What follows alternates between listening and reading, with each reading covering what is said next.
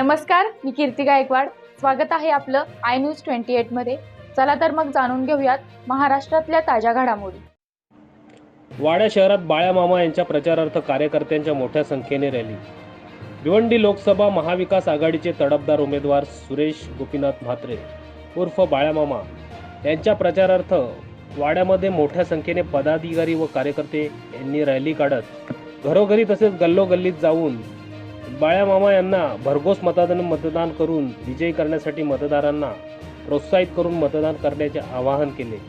तसेच बाळ्यामामा यांच्या रॅलीला महाविकास आघाडीचे निलेश पाटील, प्रमोद घोलप, परेश म्हात्रे, भरत गायकवाड, गणेश बराटे, विलास गायकवाड, प्रमिला पाटील, गणेश गायकवाड, शीतल दळवी, भाऊ भानुशाली, कुणाल पाटील, शफिक शेख, गीतांजली कोलेकर, मनाली कोळसे, अश्विनी भोईर, वर्षा गोळे आदी पदाधिकारी व कार्यकर्ते मोठ्या संख्येने उपस्थित होते.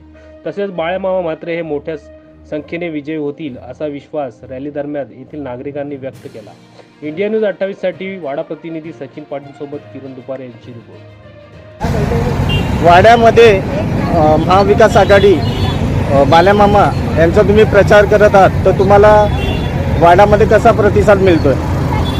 या संपूर्ण भिवंडी लोकसभेमध्ये परिवर्तनाची लाट असून विद्यमान खासदाराबद्दल प्रचंड नाराजी या संपूर्ण भिवंडी लोकसभेमध्ये पसरलेली आहे. आणि आमच्या वाडा तालुक्यामध्ये सुद्धा या खासदाराबद्दल प्रचंड नाराजी आहे.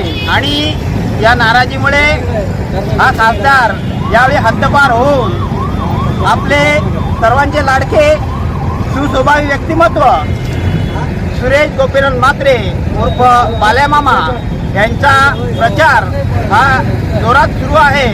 आणि बाळ्यामामांच्या विजयासाठी शिवसेना, उद्धव बाळासाहेब ठाकरे, काँग्रेस आहे पक्ष, राष्ट्रवादी शरद पवार पक्ष, आरपीआय